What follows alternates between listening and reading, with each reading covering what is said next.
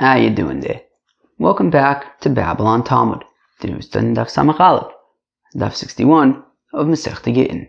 Friends, I'm not out in the nature today. I kind of am in the nature because there's bugs all over the place, but the nature is just on the other side of this window over here. But the nature got wet last night, and I thought if I went out to the nature, I would get wet, and I thought that was unnecessary. So I'm just slightly removed from the nature, but alright, here we go. Alright, today's daf, we're going to wrap up the previous Mishnah, start a new Mishnah. It talks about some technical things like Truma and stuff like that, so Amaretzes and things. I'm going to try to get a little bit, I'm going to try to make a dent into Samach Beis Amar Aleph as well, because tomorrow we're going to start a new parak, and the new parak is, there's a lot there, and I just don't want to have to, I don't want tomorrow to be overwhelming or difficult at the end, so I'm going to try to see if we can make a little bit of dent on tomorrow's page as well. There's a little fly right next to me over here. As long as he keeps quiet, we should be fine. Alright, let's do it. Alright, we're going to start on Daf Samach Beis all the way at the bottom. Last line. Mitzudas Chayev Ofis. So we said Lemaise that I have a big mosquito bite on my toe. So we said in the Mishnah that if you have a trap with wild animals, birds, fish, so because of being peaceful, so we say that there's theft involved over there. Let's go weiter. Says the Gemara, "Ba'ozule ve'ohare kuliyama lo plige." So, okay, with certain kinds of traps, everyone agrees it would be theft. Ki plige, what they argue is belache ve'kokari. Okay, what are we talking about? Well, the whole thing that we're saying with the theft of these traps is that, well, technically speaking, it isn't theft. So now what the Gemara is saying is that it depends what kind of trap it is. If it's a trap that like the animal gets trapped inside of it, like you have this like mechanism that the animal, let's say, goes into something and then the door shuts behind it and it's stuck like in this like cage. Well, if you own the cage, then that animal is in your cage, it's in your rishus, so the animal belongs to you, and if somebody takes that, of course it would be proper theft. What we're talking about in the Mishnah is something like a hook, right? If you catch a fish on a hook or something, the fish isn't in your rishus, it's not in your domain, you just kind of caught it with a hook. Or, I don't know, imagine if maybe some kind of trap that like an animal steps into and it kind of latches onto the foot. Maybe something like that also wouldn't be considered like in your domain, in your rishus. But at the end of the day, you're the one who kind of set up the trap, you're the one who did all the work to trap the animal, to catch it.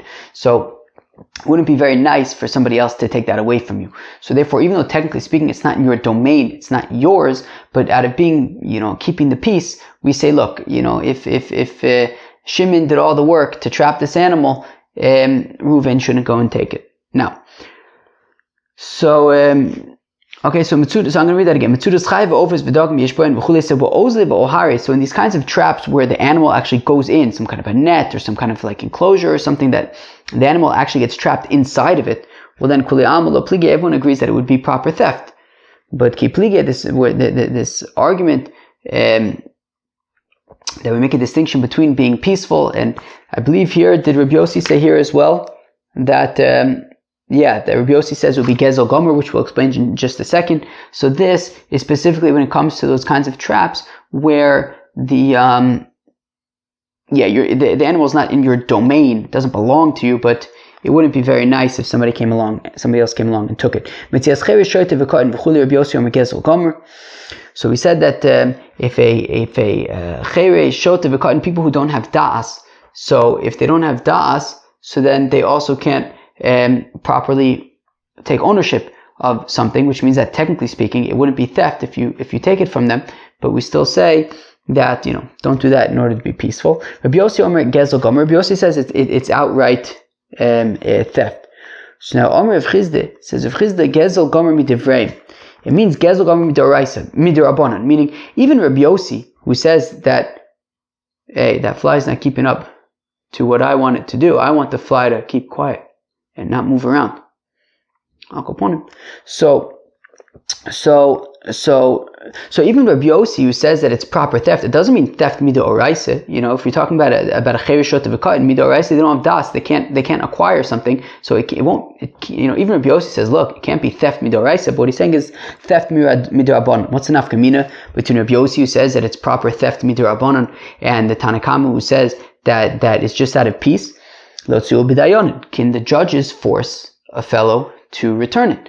Right? If we're saying yes, midrabanan, it's outright theft, so then the court can compel the person to return it. If you just say it's mipnei darkei shalom, it's just about being peaceful, and you're not being peaceful. We'll say, look, that's not very nice of you. You're not being very peaceful, but that's about it. Okay, fine.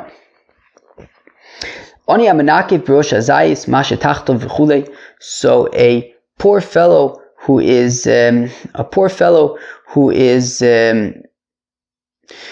who climbs up to the top of an olive tree, and he's knocking down olives so that he can eat them. So you shouldn't wait under the olive tree for him to knock down these olives so that you yourself can take them. That would not be very nice. Tana imliket v'noson biyad harei gezel gomer. But that's only if he's like knocking them down. But if he mamish picked them and picked them with his hand and held them, so then they're mamish his. And if you take then that would be proper theft. So Rav Kahana avakazul lehutzul. Rav Kahana one time was going to a place called Hutzul. Chazi lahu gavra davashdi ofye v'kanasin tamri. He saw that there was a fellow who was under a date palm, and he was taking some kind of a stick and chucking it up into the palm tree, and the dates would fall down. Also, kaman kidvachil. So Rav Kahana said, "Wow, how nice of this person. He's providing dates for me," and he started eating these dates that the person was knocking off the tree. Now the fellow who was knocking down the dates, he said, "By the way, you should see that I'm also taking them with my hand, i.e., hey, don't eat all my dates, right? That you're going to be stealing, they're mine." So if Kahana says, "Oh wow, look, you are clearly you are from Hutzal. Hutzal is where Rabbi Yoshia lived, and Rabbi Yoshia would teach them halachis, and that is why this fellow knew the halachis of that if you take it with your hand, then it mamish belongs to you, and he knew to tell Rav Kahana, hey, those are mine because I took them with my hand.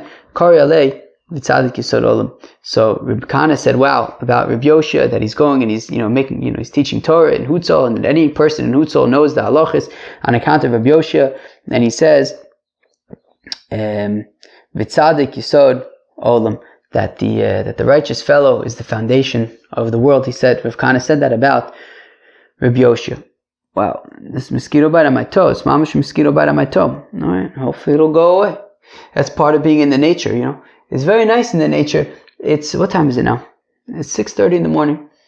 And there's like mist. Ve'ed yalim in ha'oretz. That there's a mist coming up from I'm in the mountains. I'm in the Blue Ridge Mountains. And there's a mist coming up from the mountains. Okay? In Mimachin biyad oni nochrim beleket b'shichacha uv'pei m'pnei darkei shalom, and we do not right. If a yid sets aside leket shichacha and peah for aniyim, and there's an oni who's a nochri, and he is collecting leket shichacha and peah, so we allow him to, because of darkei shalom, because of being peaceful. Tana Rabbanan the Rabbi said mefarnesim aniyei nochrim im aniyei Yisrael, that we financially support poor nochrim together with poor yidden. Umevaken choli nochrim im choli Yisrael, and we visit the sick of the nochrim together with the sick of the yidden. V'kovrin meisei nochrim im meisei Yisrael, and we bury the dead of the nochrim together with the dead of the yidden. And Rashi points out it doesn't mean in the same graves, but it means that if you have a bunch of dead people, some are yidden, some are not, so all of them get buried mipnei darkei shalom, on account of being peaceful. Okay, now Chaver, we get to what is that? Is that a fly? That looks like a fly. The problem with flies is that they make noise, not just that they fly around. They shouldn't be called flies. They should be called flying buzzers. They should be called flying buzzers because they don't just fly, they also buzz. Flying buzzers, or maybe buzz flies. That's probably a better name. Buzz fly is probably better than flying buzzer. A buzz fly. A fly buzz. A buzz fly. No, a buzz fly. They should be called buzz flies. Okay. So now, alright. Rub my nose, get back to work. Okay. Now we're getting up to a new buzz fly. So now we're getting up to a new Mishnah. And, okay, this Mishnah gets a little bit, you got a hot cup, but not for too long. I think you only really have to hot cup for like, I don't know, maybe an omud. It's not that much, but yeah, probably like an omud. You have to hot cup for like an omud. But alright, we'll do what we can. Friends, we've done a lot more difficult stuff, but this isn't easy. Okay. Says the Mishnah, Masheles isha lachaverto achshuda ala shvius nopo uchvar v'rechaim v'soner. Okay, so if you have, sorry. And sorry is chashuda ala shvius. Maybe, she doesn't act according to all the halachos with regard to Shemitah fruits. And so Rivka, who does follow all the halachos, so Masheles isha lachaverta, Rivka can lend to Sorry, hachshud ala shvius, even though Sorry is suspect with the halachos of the Perish shvius. Napa uchvara v'rechaim v'soner. Rivka can lend her sieve, sift, a mill, an oven. That's fine. Aval lo saver v'lo sitronima. But Rivka should not, get involved with her in the execution of these activities, right? She should not, sort, and she should not grind together with Sarah. She could lend Sarah, tools, but Rivka should not get involved in assisting.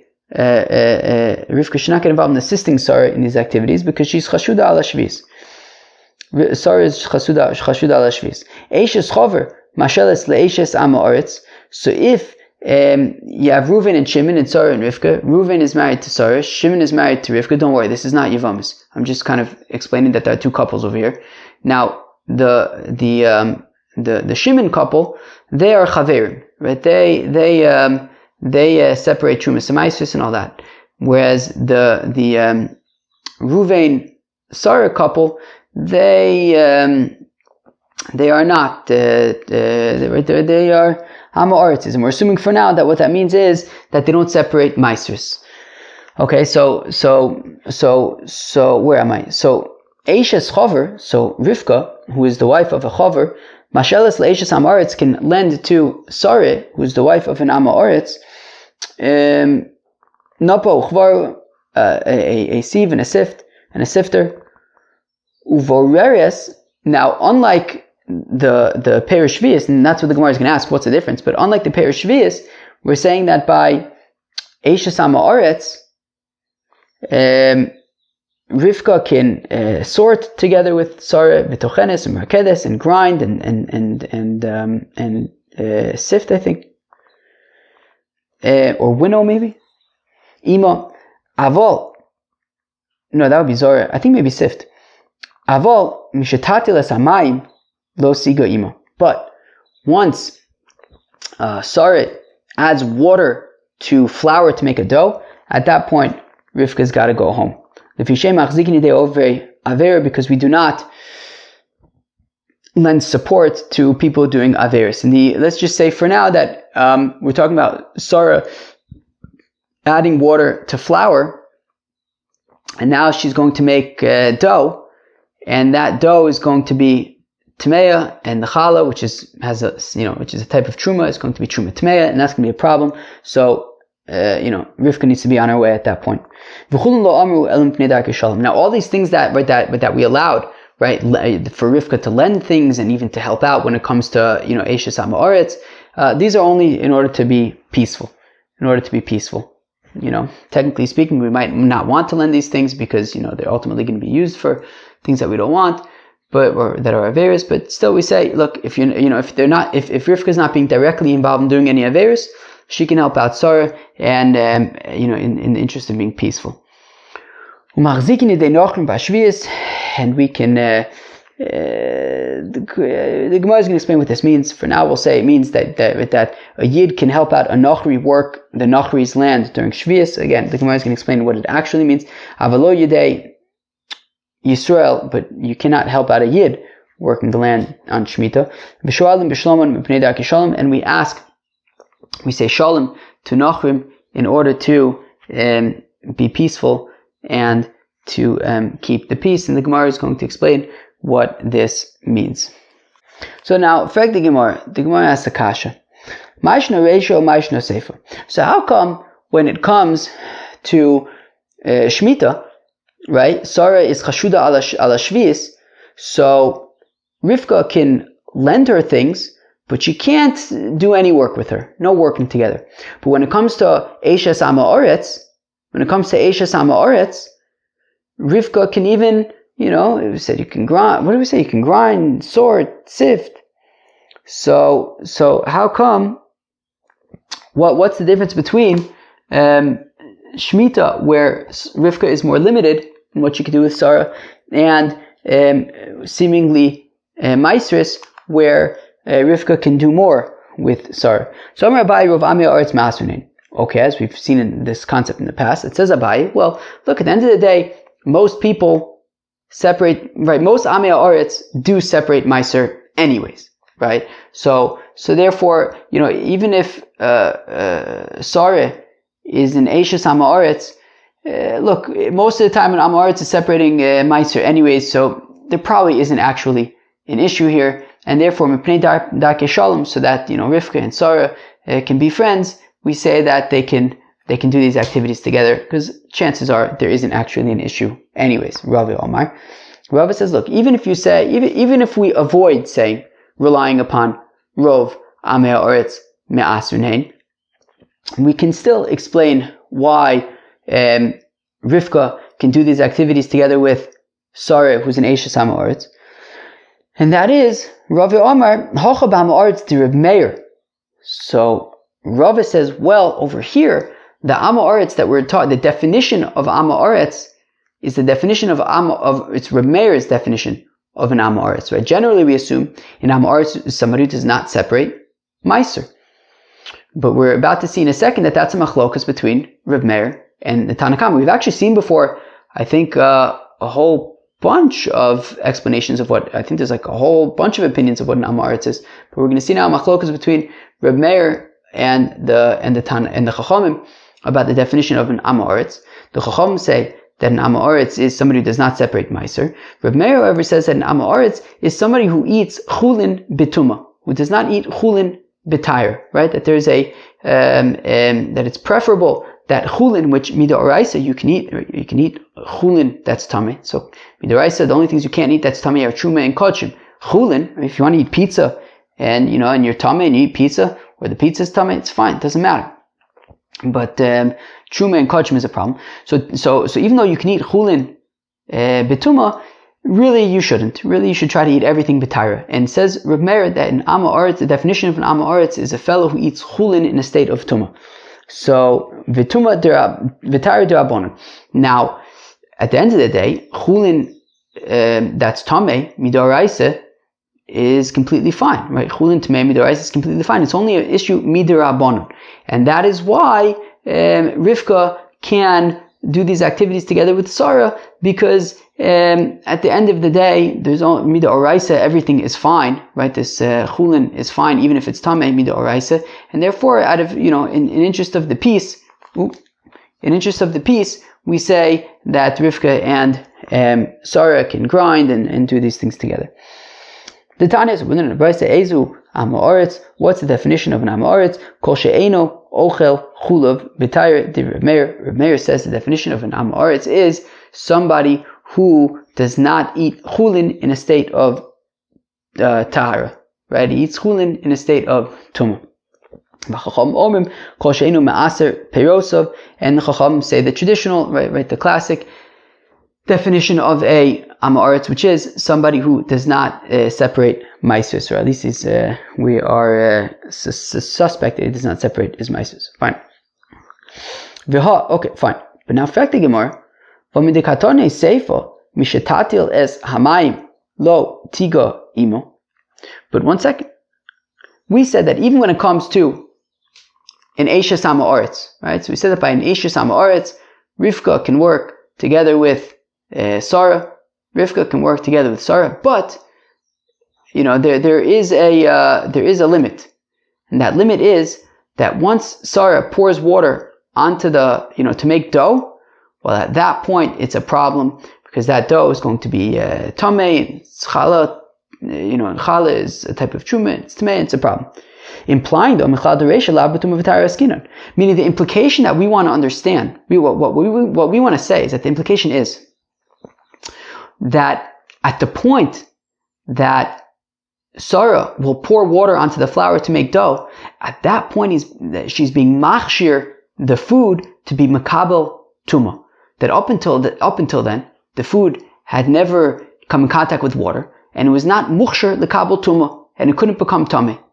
But once Sarah adds water to the flour to make the dough, then the flour becomes muchshir. Then the food becomes muchshir lekabel tuma. Sarah is going to touch it, be matame. It's going to be a problem with challah, which is truma tmei. It's going to be a problem. But implying that up until then, it was not muchshir lekabel tuma, right? Because of course, right, as we've seen before, in order for food to be able to become tameh, it has to be muchshir lekabel tuma, right? If somebody tameh touches some dry food that had never ever come in contact with water, the food would remain tahor. In order for it to become tameh, it has to come first at some point in contact with water. Then at that point on, it could become tameh. If somebody tameh touches it, like a rishon l'tumah or whatever. So the implication of our Mishnah is that only in the Seifa, only once she adds the water to the flour, at that point we're talking about where it becomes muchshir lekabel tuma.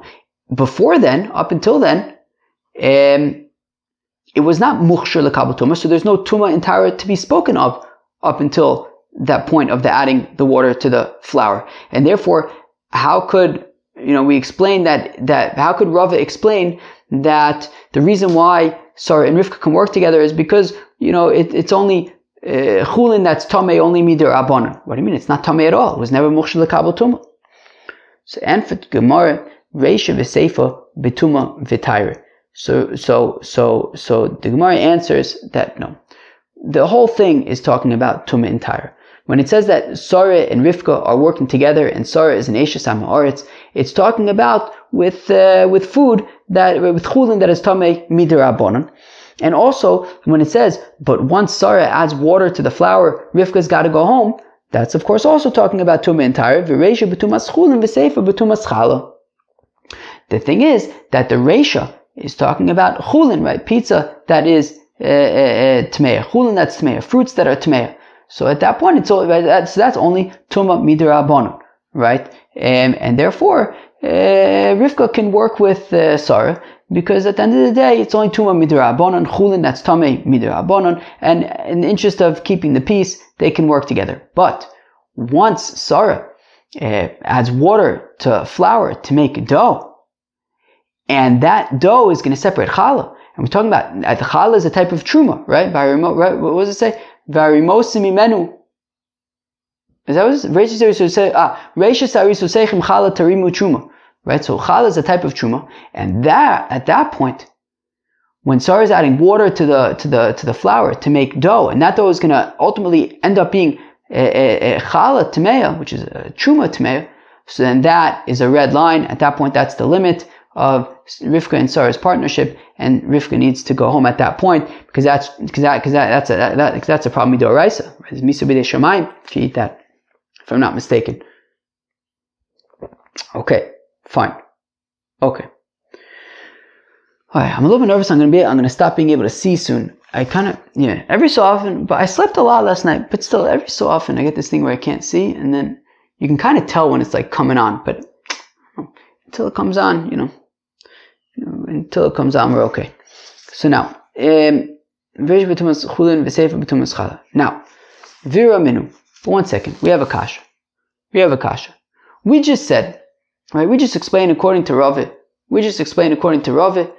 that when we say that Sarah is an Eisha Sama Oretz, it means that when we say that Sarah is an Eisha Sama Oretz, it means that Sarah eats chulin in a state of Tumah. And we say that's only Tamei Midir Abanon, and therefore Rivka can work together with Sarah in the interest of peace. But one second, we have a kasha. Tochanin umafkidin etzel ochle shvius ve'etzel ochle persein betuma.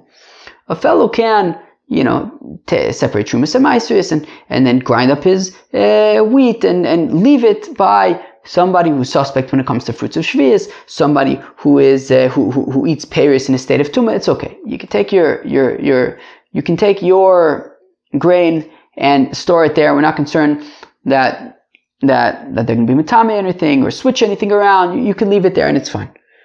Avol lo le'ochle shvius velo le'ochle perisein betuma. But you may not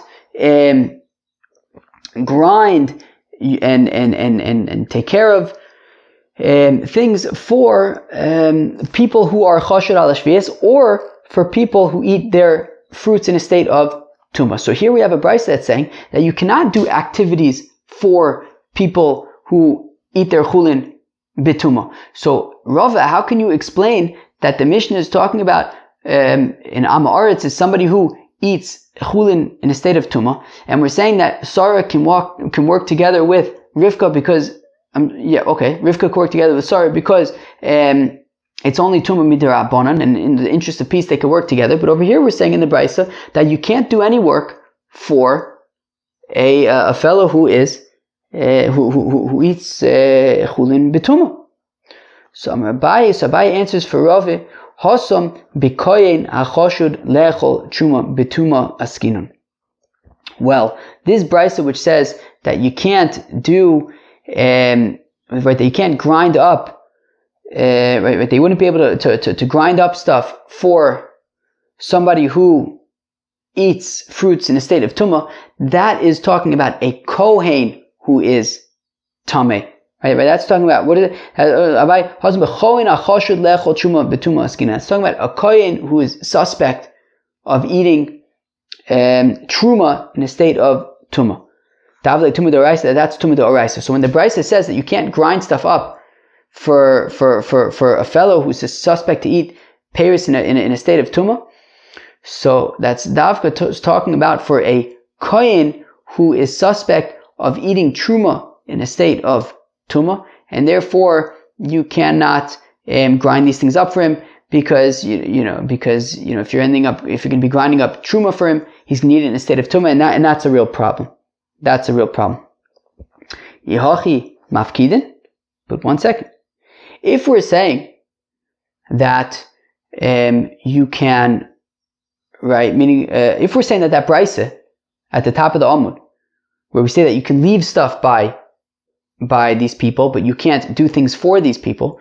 So we're saying that you can't grind up, this produce for the kohen who's suspect to eat truma in a state of tuma, because you're gonna, help him do an aver. But we said that we can leave stuff by him, right? It says, right, tochlan umafkidin eitz ochle shvius ve'echel ochle perusein betuma. We're saying that that's talking about a kohen who's suspect of eating truma in a state of tuma. So how can I leave my stuff there? Because if I can leave my stuff there, I can leave any of my stuff there, including my truma. How can I leave my truma by a kohen who's suspect to eat truma in a state of tuma? Yachi mafkidin, how can we leave stuff there? For a minute, we have a contradiction. Mafkidin truma eitzel Yisrael am haaretz. You can leave truma by a Yisrael, a non-kohen, who is a Yisrael who's in am haaretz. V'lo eitzel kohen am haaretz, but not by a kohen who's in am haaretz. Mipnei shalibo gaspo. Because since he's used to eating truma all the time, so he's not scared of it, and he has no problem touching it, right? So if you have truma and you leave it by an am haaretz, if you have truma and you leave it by an am haaretz, so wait, what? No, if you have truma and you leave it by a Yisrael am haaretz, so that's okay, because he's like, you tell him, look, I have truma over here, can I just store it over here? The Yisrael is like, wow, okay, he's got truma. Okay, I'm just not going to get involved. I'm not going to touch it. I don't want to mess anything up. I'm just going to leave it. But a kohen am haaretz, it's a different story, because he eats truma. He's not worried about, there's nothing preventing him from touching this stuff. He's not scared of like, oh wow, I better like stay away from this truma. He touches truma all the time, so he might end up touching this truma. So if that brayso at the top of the Amud we're saying is talking about a kohen who's suspect of eating truma in a state of tuma, then how can we leave stuff at his house? Because if we could leave stuff at his house, we can leave anything at his house, even truma. But we said that you can't leave truma by a kohen amaretz or a kohen who is suspect to eat truma in a state or truma in a state of tuma, because he might end up touching it, which would be a problem. Be matami the truma. So the Gemara answers, well, you can leave it at the kohen's house if it's in a klicheres that is sealed. So it's not going to become, right, he's not going to be able to touch it, it's sealed. Okay, but maybe he won't be able to be matami it, but maybe his wife will. Right? A nida is matama behesit. Right? If a nida touches, right, moves something, it becomes tame. So if she moves this, this vessel with the truma in it, it'll become tame. Right? And we're concerned about the tumah over there.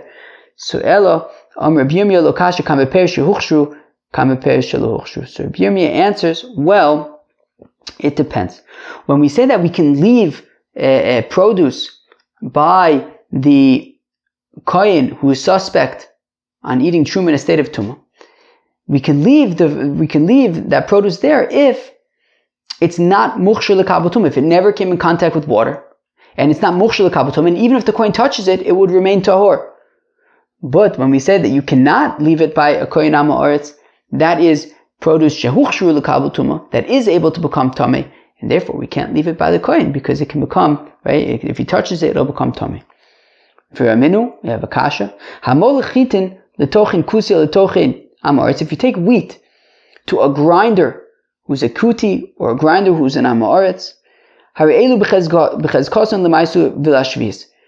So they keep their chazaka with maisu and shvius. Meaning, if you take this wheat to a tochen who's a kuti or an amaretz, if you already separated maiser, you can assume that when you get it back, you're going to get back the same grain. He didn't swap it for anything else, and you can assume that it's not tevel. It's you gave it to him when it was tied, you got it back, and it's the same tied produce. And also, you don't have to be concerned that maybe he swapped it out with shemitah fruits. Avalo l'tumah, but we cannot trust him with regard to tumah. Haimai rumya lav ukimna beperish l'uchshu.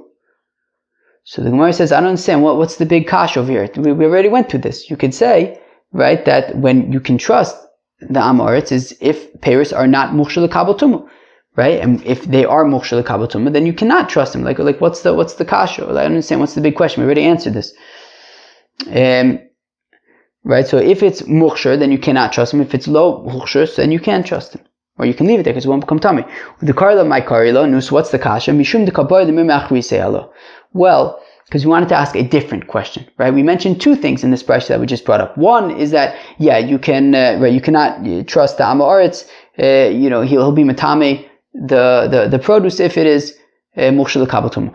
But the other thing that we said is that we're not concerned that the amaretz is going to swap it. That's the second thing we said. We're not concerned that the amaretz is going to swap it, right? If you had already tied it, you can assume that you're going to get it back, the same produce that was tied. He's not going to give you back tevel, right? We're not concerned he's going to give you back shemitah fruits, right? So we're not concerned that he swapped it. We have a contradiction. If you have a fellow who's giving dough to his mother-in-law so that his mother-in-law can make it into bread, he needs to first separate meiser before he gives it to her, as well as what he receives back from her, because we have to be concerned that if it goes bad, she'll swap it with a different bread and give him back something else. So therefore he has to separate trumas and meisers before he gives it to his mother-in-law, or at least meisers before he gives it to his mother-in-law, because just in case she swaps it and keeps that one, well then he wouldn't want to be responsible for her having tevel, so he has to separate meiser before he gives it to her. And also when he gets it back, he has to separate meiser, because just in case she swapped it, maybe it went bad and she wanted to, give him something good, so maybe she swapped it, and if she swapped it, then maybe it's tevel, so he has to also separate meiser when he gets it back as well. So we see that we are concerned about swappage. So Hasam Gittin Taima, over there, that's a specific case. Specifically there, we're concerned about swappage. Rabbi Yehuda explained, look, she wants the best for her daughter. She doesn't want to give her daughter bad bread. She wants to give her daughter good bread. Additionally, she's embarrassed, she's a little bit bashful in front of her, but whatever. She wouldn't want that she should give them, a bread that isn't good, and then, she doesn't want her son-in-law to think badly of her, right? She wants the son-in-law to think positively of her, and therefore, if there's any issues, that is specifically in that case, she would want to swap the bread for a different one, in the interest of her daughter and her son-in-law. But in general, we're not concerned about swappage. We learn in the Mishnah, noticing the fundokis, that if you have a yeshiva student who goes to some town to study in the yeshiva, and he's staying at some kind of kretschmer, and he gives some dough to the to the woman who's running the kretschmer, so me'aser eshu nosin lo. So again, he needs to tithe that which he gives her, veshu notel imeno, and he also needs to tithe what he gets back from her. Because she might switch it. And therefore he has to tithe it first, because if she switches it, he wants to make sure that she has tithe dough. And if she switched it, then he also needs to separate what he gets back from her, because just in case she switched it, right, he needs to make sure that he's not eating tevel. So Eichidar in Hasam Moria v'Amra, the reason why over there she might switch it is because the woman by the kretschmer says, Bar Beirav Leichol Chamima v'Ana Eichol Kriya. Look, this young yeshiva student gave her some dough to make into bread, and maybe after a few days it gets stale, and he doesn't want that the yeshiva student should be eating stale bread. So she makes him fresh bread and gives that to him. She'd rather that he has fresh bread, and she'll take the stale bread.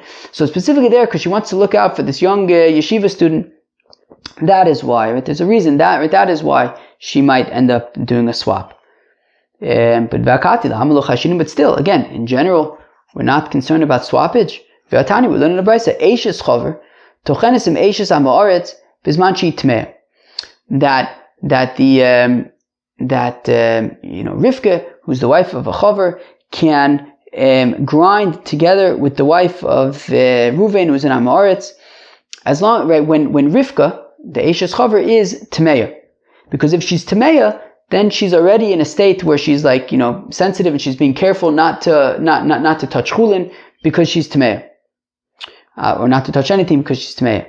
Aval lo bezman she tahora. But if Rivka is tahora, so then she shouldn't grind together with Sarah, because since she's tahora and she's in a state where she can eat anything, therefore she might end up eating this grain. And since Sarah is an Eishes ha'ma'aretz, maybe it is. Maybe it's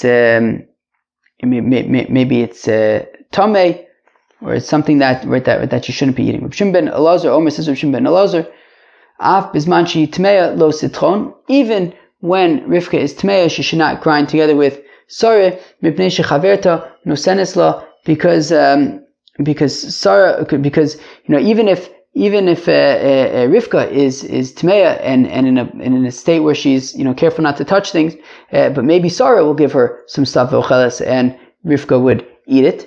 So now hashtem miganev ganva chalufe lo michalfa. So now if we're concerned that Sarah, who's Neishes ha'ma'aretz, is going to steal from her husband's grain, certainly she would swap out different grain. So Rav Yosef also nami moria v'amra Torah midisha kachil. No, there also the reason why she's offering Rivka some of the grinding stuff to eat is because she figured, well, even an ox can eat from that which it's threshing. So Sarah figured that she can also take some of this wheat that she's grinding, but we are not generally assumed that an Amaretz would just swap stuff out. Alright, Chavra, I think we should go further, kind of a chunk further, only because I'm a little bit nervous that if we have to do the entire daf tomorrow, it's gonna be a little bit exhausting. And the hard part is the Amud Beis. That's the thing. The hard part tomorrow is the second amud, and I wouldn't want that we have to work through the first amud and then kind of get to the second amud and have to kind of like get started on some really complicated stuff then. So I figured if we just push a little bit further, or even a chunk further today, then we can quickly get to the hard stuff tomorrow, so that we're not kind of exhausted when we get to it. So, third line of Samach Beis Amud Aleph. Hey, Reb Yossi ben Amashulim. So Reb Yossi ben Amashulim testified. Mishum Reb Yochanan Achiv. The name of Reb Yochanan is brother. Shalom Mishum Reb Elazar ben Chisma, who said, quoted from Reb Elazar ben Chisma, Ein osin chalos am ha'oretz b'tayre. So that if you have a chover, and the am ha'oretz gives the chover some dough, and he asks the chover, can you separate challah from my dough? So the answer is no. How come the answer is no? Well, because we have to assume that the dough of the am ha'oretz is tameh. And if the chover separates challah from the tameh dough, it's tameh challah. Now a kohen would assume, oh, this is challah from a chover, it must be tahor, and he'll eat it. And that is challah tmeya is like truma tmeya, and that's a problem. So therefore, a chover should not separate challah from the dough of an am ha'oretz. Aval osin isas chulav b'tara v'notel hemena k'dei challah. But if the chover makes the dough for the am ha'oretz and makes sure that it's tahor, well then of course he can separate challah. Umanicha bechfisha or banchusa, and then he puts it into some kind of a special vessel that's made of like old, wine node hides, like something that's obviously a special vessel, not normally used, and it's like a heker, and therefore I think it's not even makabel tumah, and therefore we're not concerned that the am ha'oretz will be mitame dechal. Uchsheba am ha'oretz lito notel eshtein ve'eno choshes. And then when the am ha'oretz comes to take the challah from the chaver, so he just takes the vessel that has the challah in it, and that's fine. We're not concerned that the am ha'oretz is going to be mitame the challah. Ve'en chumas zeisov b'tayra. Also, if an am ha'oretz gives olives to a chaver to separate truma from, if an am ha'oretz gives olives to a chaver to separate truma from, also the chaver cannot separate the truma, because we have to be concerned that the olives are tameh, or tmeos, and therefore if the olives are tameh and the chaver separates truma, it's truma tameh. Aval osin zeisim chulav b'tara v'notel imena kedei truma. But the chaver can harvest the olives with the am ha'oretz and make sure that they remain tahor, and then separate chumo manicha b'chelev shel chaver, and then he puts it, and the chaver puts it in his own vessels. Uchsheba am ha'oretz litol, and when the am ha'oretz now goes and takes the olives, the truma, notel eshtein ve'eno choshes, so he takes the truma in the vessel, and it is fine.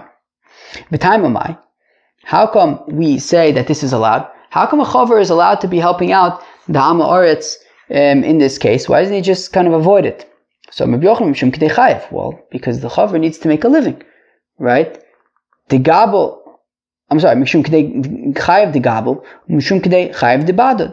Because these are jobs, right? A kneader, a fellow who works with dough, that's a job. He needs to make a living. A fellow who works with olives, that's a job. He needs to make a living, right? So we say, look, you can, as long as the chaver is separating the challah or the truma in a way that is tahor, and that there's no problem with it, so, he's allowed to, right? He's got to make a living. But tzricha, we need both cases, the cases of challah and the case of truma, by the olives. The ashmin and gabel, because if we would only have the case of challah, because a fellow who works with dough and separates truma from it, it's not a very high paying job, and therefore he needs the money, and therefore by the challah the chaver can separate it as long as it's tahor. Aval bado dinofish agre, but somebody who works an olive press, which is a higher paid gig, so I might think, look, you're getting paid well, you can afford to say to an am ha'oretz, look, I can't help you. So maybe I would think that the chaver cannot separate truma from the olives of an amoritz. So therefore we have to say that also by the olives the chaver can separate the truma for him. If we'd only have the case of the olive press, maybe I'll say that by the olive press the fellow can separate truma because olive press worker is it's a seasonal job, right? When you have the olive harvest, so then the fellow who works the olive press, that's when he has work, and sure he gets paid well, but it's seasonal. So therefore I might think that because it's seasonal and it's not work that you rely upon, consistently, that is why you can separate the truma for the amoritz, because now's his opportunity to make money.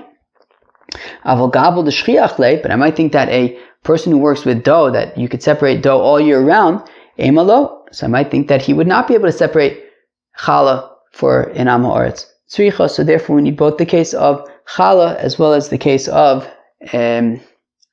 separating truma from olives. Omar Mar. So now we had said notali menu kedei challah. So the chaver can separate challah. Umanicha bechvisha o be'anchusa, and he puts it in some kind of not normally used vessel made out of old, I think, wineskin hides. Uchshaba amoritz litol, and when the amoritz comes to take the challah, notel eshtein, he takes the vessel with the challah, ve'eno choshesh, and it's fine. We're not concerned that he's going to be mitame the challah afterwards by touching it or anything. But shouldn't we be concerned that the amoritz is going to touch the challah? Well, we tell the amoritz, chazi inogad bo haju letivla. If you touch the challah, it's going to become tevel again. So he's not going to want to touch it. Maybe he doesn't care if it becomes tevel, and he might touch it. Well, what do you mean? Clearly he does want to separate challah, right? He's coming to the chaver and saying, look, I need you to separate challah for me. So clearly he does care about it. So if he does care about it, so then, yeah, if you tell him, look, don't touch it now, because if you do, it's going to become tevel again, well then, he's not going to want to touch that, because the whole, if he didn't care, he wouldn't have come in the first place. Clearly, for whatever reason, he wants to separate this challah, so we say, look, just don't touch it, because it becomes, and even though the truth is it won't become tevel, it'll just become tameh, but the point is, that's a little bit more complicated and confusing. He says, if you just speak to him in language he understands, look, don't touch it. If you touch it, it gets ruined. So then he will stay away from it. We said earlier, we said that you could separate, that the chaver separates truma from the olives, and he puts it in the vessel of the chaver. And when the amoritz takes the tithed olives, he takes the vessel with the olives, and we're not concerned he's going to touch it. Shouldn't we be concerned that amoritz is going to touch the olives? After all, I understand by the challah, we said that it was in a special vessel, and therefore, it stands out. It reminds the amoritz, look, just leave this stuff alone. But over here, what kind of a heker is there to remind? What kind of reminder is there for the amoritz not to touch these olives? So well, he put it in a vessel made out of dung. Bechli avonim are made out of stone. Bechli adam are made out of earth. So and these vessels are not makabel tumah, and they are not normally used vessels, and therefore the amoritz is not going to touch the contents, touch the olives. Then if that's the case, that the vessel serves it's because of the vessel that the amoritz is not going to touch it. Well, then why is it important that it has to belong to a chaver, right? It says that you put the olives in the vessel of a chaver. Why is that important? So afilu the amoritz nami, you should be able to put it in the vessel of the amoritz also, as long as it's this earth vessel or dung vessel or stone vessel. So achinami, we're saying ein achinami bechelim shel amoritz haruin l'shtamish ben chaver, in the vessel of an amoritz that a chaver would also be able to use. Okay, fine. So the vessel doesn't have to actually belong to the chaver, but but it would have to be this kind of special vessel that we can assume that the amoritz is not going to touch the truma and be metamid. Friends, that was daf samach aleph of Masechta Gittin. We started off the daf by finishing going through these different things that we do in Pnei Darkei Shalom, like leave the traps alone and and the things that are found by Cheir Shota V'Koyin. Then we got into some technical stuff about being able to lend things to somebody who's suspect about Shvi'ah, suspect about Meiser, or keeping, Chulin B'Taira, things like that. Got kind of technical, and okay, that was Daf Samach Aleph Masechta Gittin. Tomorrow we're gonna finish the 5th parak of Masechta Gittin. We're gonna start the 6th parak of Masechta Gittin. 6th parak of Masechta Gittin, parts of it are a little bit, you gotta use your brain a little bit, but alright. Friends, have a great day. Peace out.